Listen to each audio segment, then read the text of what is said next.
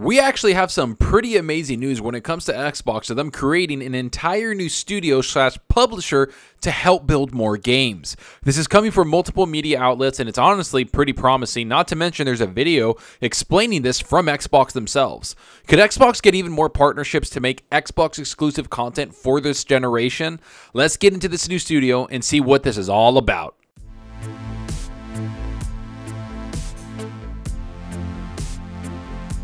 Hey, what's up everyone? Thanks for stopping by and checking out the video. Remember to hit that subscribe button and that like button. The support is greatly appreciated. And if you want to be notified on future content, hit that small little bell icon. And if you want to go that extra mile to support that channel, hit that join button. All right, enough of that. Let's get right into this new publishing division that's going to be created by Xbox internally. The studio is going to be led by Kim Swift, who is someone that has a lot of experience in the gaming world and developing big AAA games. She's been around for a very, very long time and is someone that's well respected across the gaming industry. In fact, let's just get right into what is being said and what this studio is all about and what we can expect for them in the near future.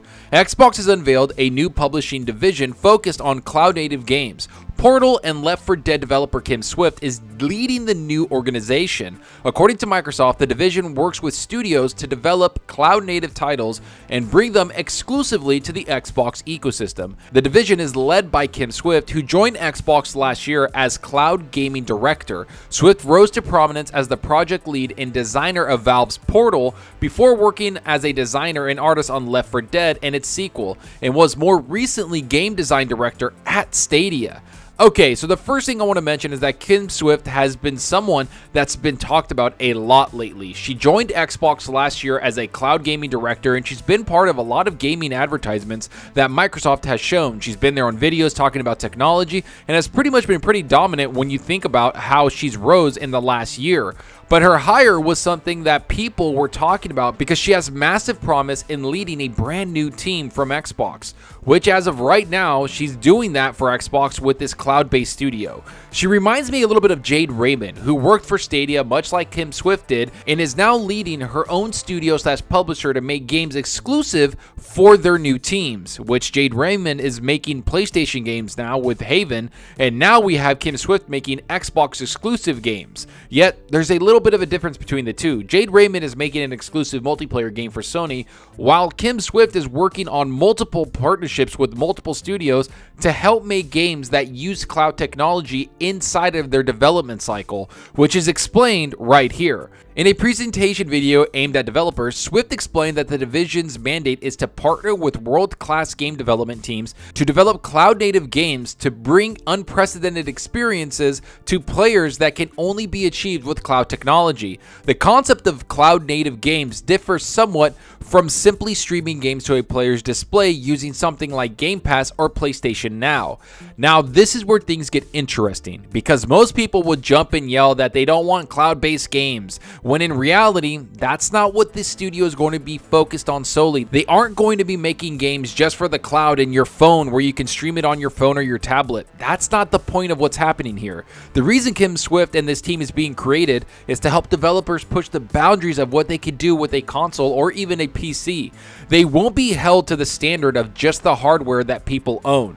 Instead, they can utilize a bunch of cloud technology that could help them in developing games, not to mention bring out something different in a game that we've never seen, because the cloud is helping compute things in there for the developer, which is brought up right here. While technically this counts as cloud native because it relies on remote servers, these servers are still mainly running games that were designed for home consoles, which would provide identical performance if installed locally. Instead, cloud-native games use the cloud to process certain parts of the game, such as physics, lighting, environments, or artificial intelligence. This has a number of potential uses, such as freeing up processing power on a home console or making sure that players joining an online world can all get the same synchronized experience. An early example of this is the multiplayer Wrecking Zone mode in Crackdown 3, which uses the cloud to process destruction physics, allowing players to blow up enormous buildings into countless small pieces with no drop in performance.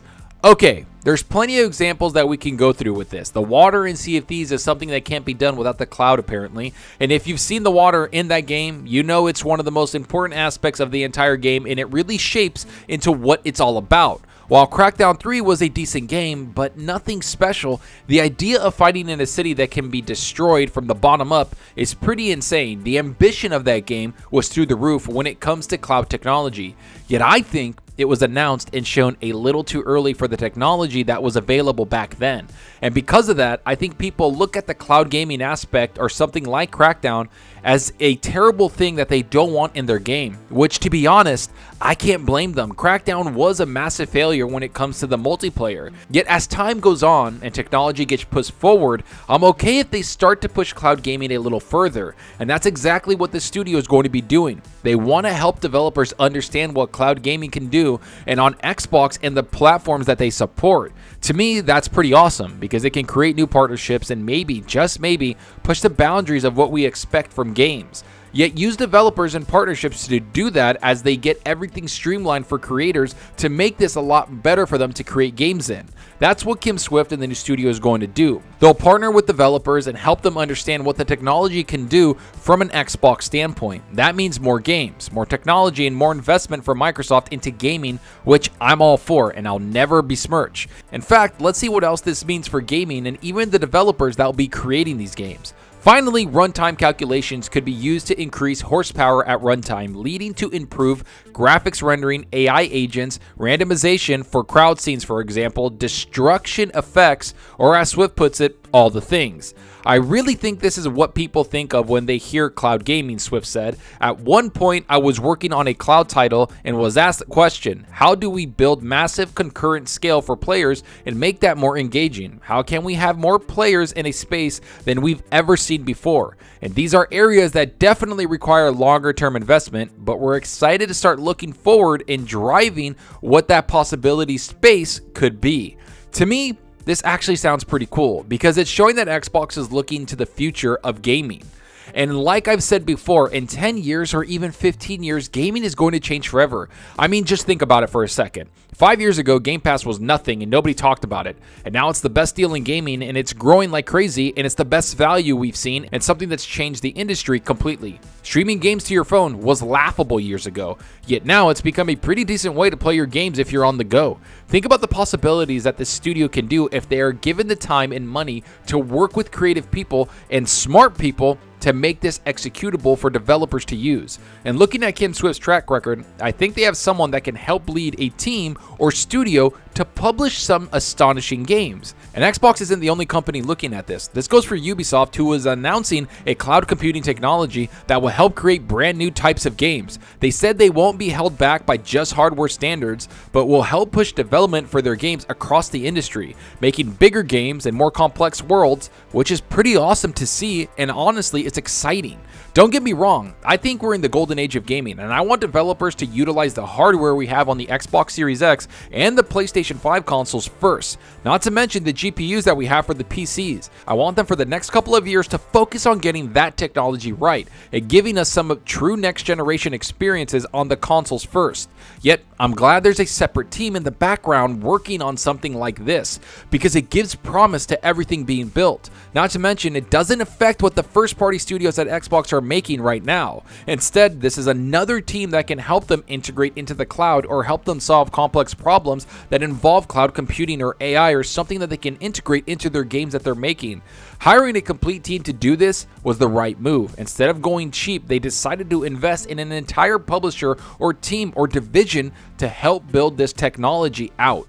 I'm excited for that. And I can't wait to see what they do in the next several years. Maybe it's just AI or help build an entire world or bring complex lighting in, whatever it is. I hope it helps developers make better games, more complex games, and more intriguing games that keep us immersed into these worlds that they're creating. Or it could be something awesome, like The Water and Sea of Thieves. No matter what it is, I'll be there to check it out day one, and I'm glad that Xbox is investing in the future because that's what we need. We want them to look further than what's going on right now, further than the consoles, further than what we've seen, because we want Xbox to be around for a while, and I want all their developers to keep making games for as long as possible, and that means looking to the future, looking at future technologies, which they're doing right now, and building an entire studio to help facilitate that.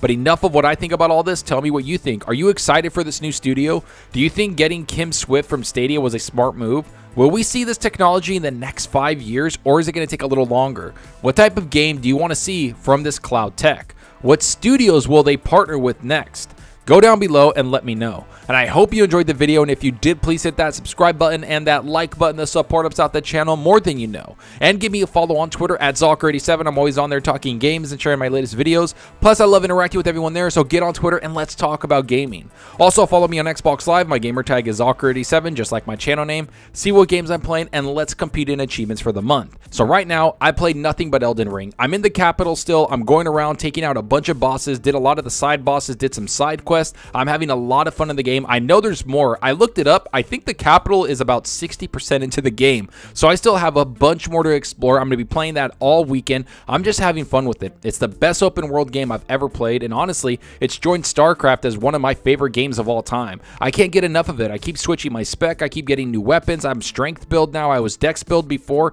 There's so much complexity in the game and so much variety of what you can do in your builds that it's just a lot of fun to play. But let me know what you're playing. Are you playing Elden Ring? Are you playing something on your Xbox, your PS5, or are you playing something on your PC, or are you playing something like Tiny Tina's Wonderland? Let me know down below, because that's what we're here for. It's Talk Games.